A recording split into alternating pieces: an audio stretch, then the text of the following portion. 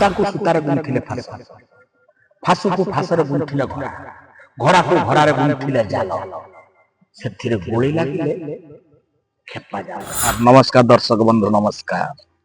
ମୁଁ ଲକ୍ଷ୍ମୀଧର ନାୟକ, ଶ୍ରୀଯୁକ୍ତ ବାବୁନି ରାଜଙ୍କ ପ୍ରଯୋଜିତ ଯାତ୍ରା ଧଉଳିରେ ଗଲା ବର୍ଷ ଥିଲି, ଏ ବର୍ଷ ପୁଣି ରହିଲି 2 ବର୍ଷ। ଆମର ଆଜି ଆଖଡ଼ା ପୂଜା, କିନ୍ତୁ ଆ ପୂର୍ବରୁ ଆମର 15-20 ଦିନ ଆଗରୁ ଚଣ୍ଡାଶୁକ ନାଟକ ରିହର୍ସାଲ ଆରମ୍ଭ ହେଇଯାଇଥିଲା। 3ଟା ସିନ୍ ହେଇଯାଇଥିଲା, କାରଣ ଯାତ୍ରା ଆମର ଚାଲିଥିଲା, ସେଠୁ ଷ୍ଟପ୍ ରଖିଥିଲୁ। ଆଜି ଆମର ଆରମ୍ଭ। ଶ୍ରୀଯୁକ୍ତ ହର ବାରିକଙ୍କ ଗଭୀର ଚିନ୍ତାର ନାଟକ ଚଣ୍ଡାଶୁକ। ଆପଣମାନଙ୍କର ଆଶୀର୍ବାଦ ରହୁ।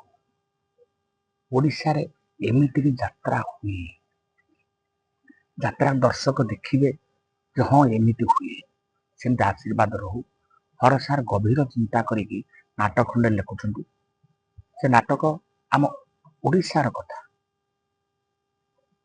ଓଡ଼ିଶା ମାଟିର, ସେଥିରେ ଓଡ଼ିଆ ଜାତିର ବାସ୍ନା ସବୁ କିଛି ରହିଛି। ଜାଣିପାରିଲୁ ଯେ ଯେତେବେଳେ 3ଟା ସିନ୍ ହେଲା ରିହର୍ସାଲ, ସେତେବେଳେ ଆମେ ଜାଣିପାରିଲୁ ଯେ ଆମେ ସେ ବିଷୟରେ ଚଣ୍ଡାଶୁକ ବିଷୟରେ କିଛି ଜାଣିନୁ।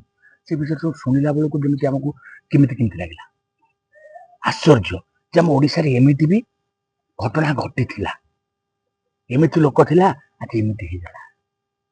ଯାହା ହଉ, ସେଇ ବିଷୟରେ ନାଟକ ଚାଲିଛି। ଆପଣମାନଙ୍କ ଆଶୀର୍ବାଦ ରହୁ, ନାଟକଟି ଭଲ ହଉ। ମୋର ବିଶ୍ୱାସ ଏ ବର୍ଷ ଯାତ୍ରା ଜଗତରେ A1 ଚଣ୍ଡାଶୁକ ହେଇକି ରହିବ। ଆଉ ରିହର୍ସାଲ ବେଳେ ମୋର ଏମିତି ଟିକେ ମନେ ପଡୁଛି, ଗୋଟେ ଡାଇଲଗ ଲେଖିଥିଲେ ମୋ ମୁହଁରେ ହର ସାର୍ ଲେଖିଥିଲେ,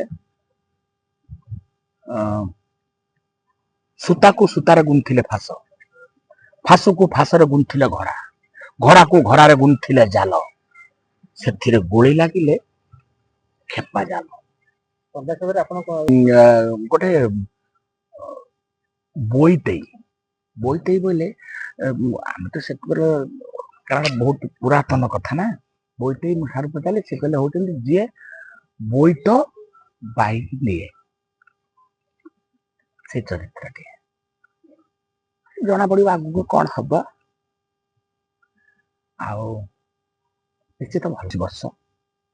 32 ବର୍ଷ ହେଇସାରିଛି ଯାତ୍ରା ଜଗତରେ।